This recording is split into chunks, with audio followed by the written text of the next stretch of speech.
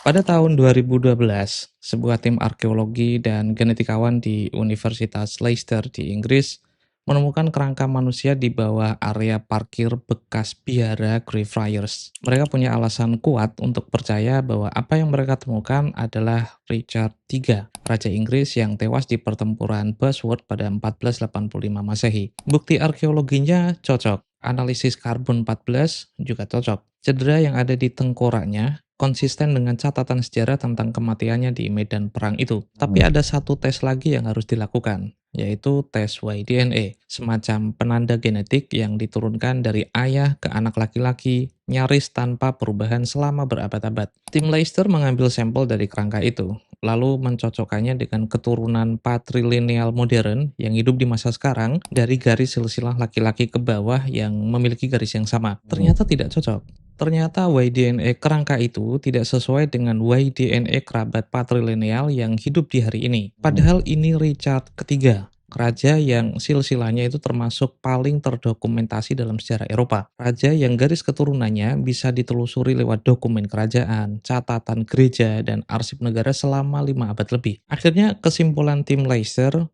seperti ini. Minimal ada 2 peristiwa non-paternity, yaitu istilah genetik untuk momen di mana garis biologis itu menyimpang dari garis sosial yang dicatat. Dan ini terjadi di rentang waktu itu. Apa yang saya sampaikan itu rentangnya 500 tahun yang lalu, dengan dokumentasi selengkap itu. Saya mengawali video ini dengan cerita tadi karena ada sebuah diskusi yang perlu kalian dengar konteksnya dengan benar, tentang 47 sampel Y-DNA dan tentang klaim pembatalan nasab jutaan orang. Ketika saya merespon dengan kritik dan dengan data, tapi malah rujukan saya yang diserang, bukan pada data itu sendiri.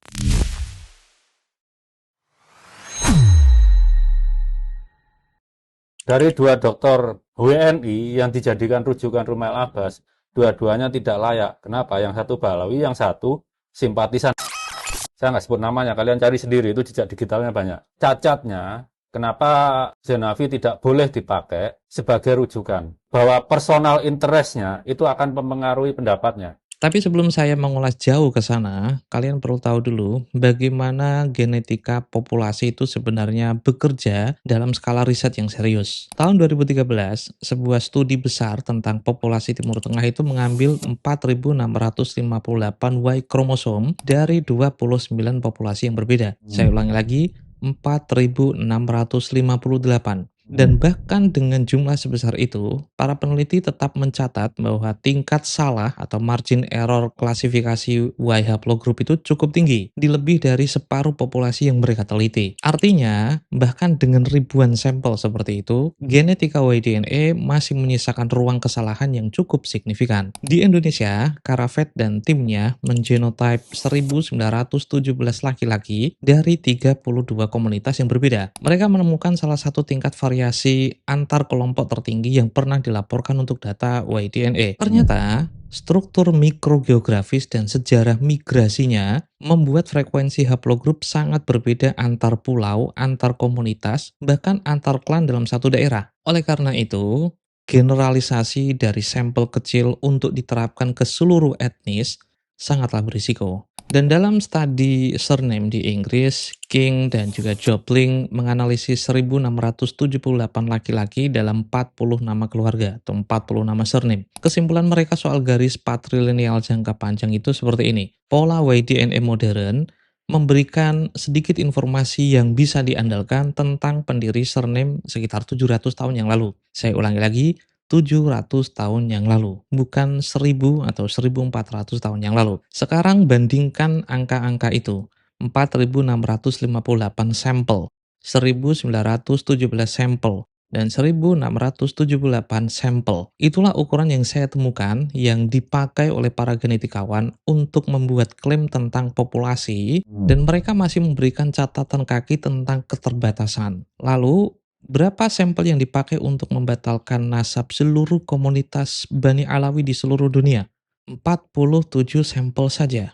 Itu pun tidak semuanya Bani Alawi. Secara statistik, dengan N sama dengan 47, margin of error untuk sebuah proporsi itu kan berada di kisaran plus minus 14-20 poin persentase. Itu sebelum memperhitungkan substruktur populasi. karena Bani Alawi kan banyak cabangnya, banyak populasinya. Ada Jamalulel, ada Assegaf, ada Bin Syahab, ada Al-Kaf, Al-Jufri, dan macam-macam. Itu pun sebelum memperhitungkan drift genetik. Itu pun sebelum memperhitungkan apakah samplingnya acak atau hanya mengambil dari klan tertentu saja. Dengan kata lain, angka 47 itu bukan hanya kecil, dia teramat kecil sampai klaim apapun yang dibangun di atasnya bisa sangat rapuh secara metodologis. Dan itulah yang saya sampaikan di video saya sebelumnya yang ternyata direspon oleh Ki Imad dan juga Mas Sugeng. Saya tidak pernah mempertanyakan apakah Bani Alawi itu berhaplogrup G atau bukan. Di dalam video itu saya tidak mempertanyakan itu dan tidak sedang mengulas hal itu. Yang saya pertanyakan adalah,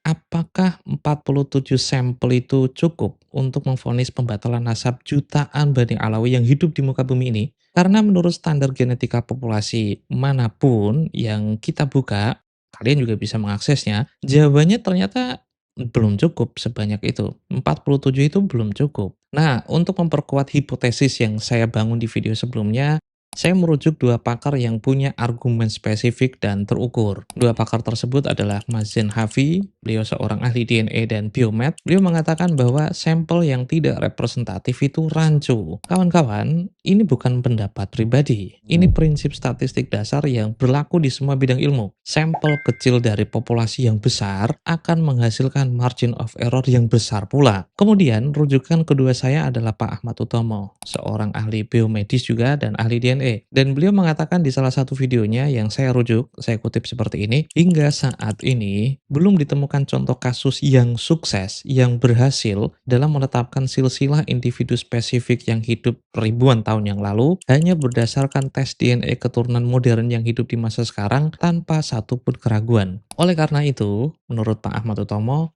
tes DNA untuk konfirmasi nasab Kanjeng Nabi di saat sekarang itu masih dikategorikan sebagai diperdebatkan dan belum mencapai konsensus ilmiah yang konklusif dan disepakati. Jika kalian baca seluruh buku dan temuan tentang YDNA, pernyataan yang disampaikan oleh Mas Zain Hafi dan juga Pak Ahmad Utomo itu kan konsisten dengan literatur yang kita baca, konsisten dengan literatur yang ada. Saya kasih contoh, penelitian dari Pak Langmujo tentang dinasti Bourbon ternyata menunjukkan bahwa identifikasi berdasarkan YDNA tidak bisa divalidasi ketika dibandingkan dengan keturunan laki-laki modern dari garis yang terdokumentasi dan tercatat. Y kromosom dari keturunan Nabi Harun atau yang mengklaim sebagai keturunan Nabi Harun, haplotype yang dulu dikaitkan dengan garis Imam Yahudi pertama, ternyata tersebar luas di populasi Timur Tengah jauh sebelum tradisi imam itu ada, termasuk kasus Raja Richard III yang tadi sudah saya sertakan. Semuanya ternyata mengarah ke satu hal, YDNA tunggal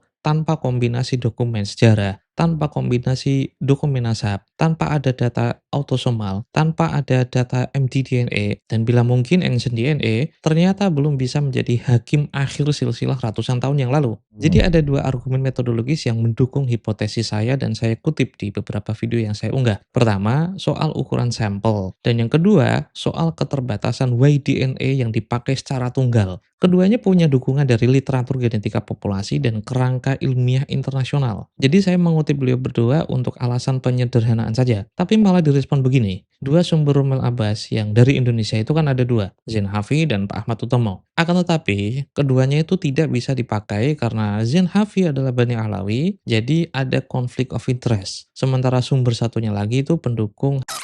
Mas Sugeng tidak menyampaikan siapa nama yang dimaksud, tapi karena rujukan saya memang ada dua, yaitu Pak Ahmad Utomo dan juga Zain Hafi, tentu yang dia maksudkan bukan Zain Hafi dong. Coba kalian perhatikan apa yang baru saja disampaikan oleh Mas Sugeng. Tidak ada satu angka pun yang dijawab, tidak ada satu pun sanggahan tentang margin of error, tidak ada penjelasan kenapa 47 sampel itu sudah cukup dan sudah representatif. Tidak ada bantahan terhadap literatur yang menunjukkan keterbatasan YDNA. Yang ada malah Zain Hafi ditolak karena dia Bani Alawi dan Pak Ahmad Utomo ditolak karena dugaan afiliasi politik. Saya heran kenapa ada orang bisa berpikir seperti itu. Dari sini kemungkinan akan muncul pertanyaan seperti ini. Apakah memang benar keanggotaan sebagai Bani Alawi yang diteliti itu mendiskualifikasi Zain Hafi atau Pak Zain Hafi secara ilmiah? Saya sudah menelusuri beberapa kerangka etika riset internasional untuk kali ini. ICMGE yang menyusun standar untuk jurnal-jurnal medis di dunia. IOM dari National Academy of Science di Amerika. COMS yang bekerja sama dengan WHO. Dan semuanya sepakat pada satu hal. Keanggotaan komunitas yang sedang diteliti itu bukanlah konflik kepentingan yang otomatis mendiskualifikasi. Kenapa?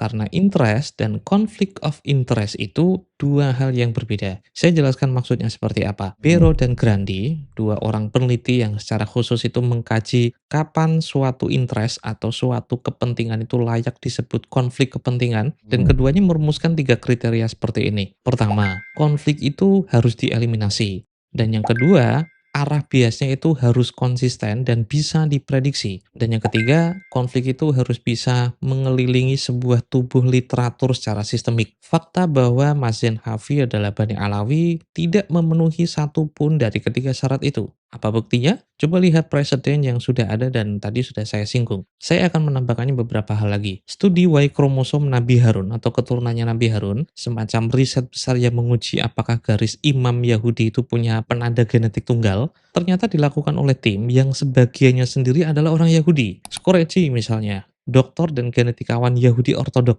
yang juga seorang Kohen, komunitas yang mengklaim sebagai keturunan Nabi Harun.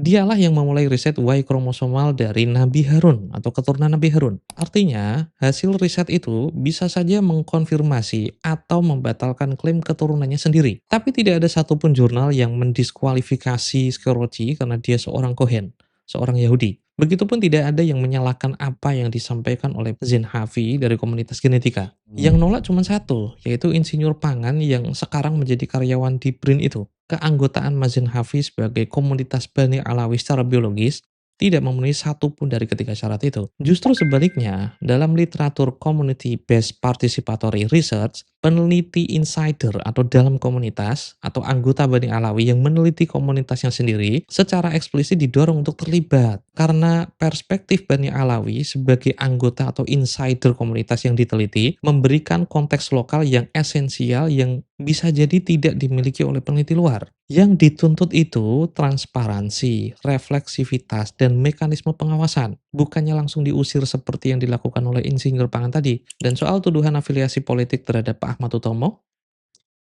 semua orang itu bebas memiliki afiliasi manapun. Akan tetapi, tanpa menunjukkan bagaimana afiliasi itu membentuk desain riset atau mengubah interpretasi data, ya otomatis itu cuma tuduhan. Dan tuduhan ini ternyata punya nama resmi di dalam ilmu logika. Namanya ad hominem circumstantial, yaitu menyerang keadaan pribadi seseorang alih-alih isi argumennya. Douglas Walton, seorang ahli logika yang menulis buku klasik tentang argumen ad hominem, mendefinisikan pola ini persis seperti yang kalian saksikan. P memiliki motif, maka argumen P itu tidak sah. Padahal motif itu tidak pernah ditautkan secara rasional dengan cacat di dalam argumen yang disampaikan. Jadi saya merujuk dua pakar YDNA dan apa yang mereka sampaikan juga cocok dengan komunitas saintifik, tapi ternyata tidak disangka secara substansial. Pertanyaannya kan gini, kalau komunitas genetika tidak pernah mempermasalahkannya, kenapa insinyur pangan justru sebaliknya? Saya tidak sedang meminta kalian untuk setuju dengan Mazin Hafi atau Pak Ahmad Utomo. Saya hanya meminta satu hal sederhana dari kalian, bahwa ketika seseorang mengajukan kritik berdasarkan angka, berdasarkan prinsip statistik, berdasarkan literatur ilmiah yang bisa kalian buka dan bisa kalian pelajari sendiri, respon yang layak adalah menjawab angka itu, bukan menyerang orangnya. Loh, ketika saya menyebut insinyur pangan, bukankah itu ad hominem juga? Bisa jadi iya, tapi maksud saya bukan itu. Saya menyebut insinyur pangan eksplisit untuk masuk geng itu karena dua alasan. Pertama, dokumen nasab Ahlul Bait itu berbahasa Arab. Cara memahaminya pun sesuai dengan manual berbahasa Arab. Dan dia belum tentu bisa membaca Al-Quran dengan lancar, apalagi Arab yang lain. Kedua, insinyur pangan itu tidak pernah dilatih untuk memahami sejarah, untuk memahami nasab. Tidak pernah pula dilatih untuk memahami genetika populasi manusia. Manusia, bukan ikan. Dan tidak juga pernah dilatih untuk memahami demografi manusia yang erat kaitannya dengan penjelajahan nasab jauh komunitas manusia ratusan hingga ribuan tahun yang lalu. Jadi ketika saya menyebut insinyur pangan itu, tidak lebih karena dia tidak punya kepakaran untuk memastikan nasab melalui genetika genealogi. Intinya dia itu bukan pakarnya gitu. Dan saya rasa kalian bisa melihat sendiri apa akibatnya orang yang bukan pakar berbicara. Kanjeng Nabi kan pernah memberi peringatan tentang hal ini. Seharusnya ini menjadi hadis yang cukup populer ya. Idza wusidal amru ila ghairi ahlihi fantaziris sa'ah. Jadi ketika sebuah perkara itu diserahkan kepada bukan ahlinya, ya tunggu saja petaka yang akan datang. Oke, yang terakhir ada challenge. Jika kalian bisa membuktikan saya salah, atau Mas Sugeng bisa membuktikan saya keliru, dan ternyata dia menguasai literatur nasab Ahlul Bait yang berbahasa Arab. Dia punya kredensi di bidang ilmu sejarah, punya kredensi di bidang ilmu nasab, entah itu nasab klasik maupun nasab modern, punya sertifikat atau menguasai demografi manusia, genetika genealogi, dan semua hal yang dibutuhkan untuk kepakaran yang setara dengan Pak Ahmad Utomo atau Mas Zain Hafi, maka saya akan menghapus semua video saya yang menyebut dia sebagai insinyur pangan. Nantikan video saya selanjutnya. Jangan lupa follow dan subscribe. Saya Romo Labas, ini Pak Menyangantor. Sampai jumpa.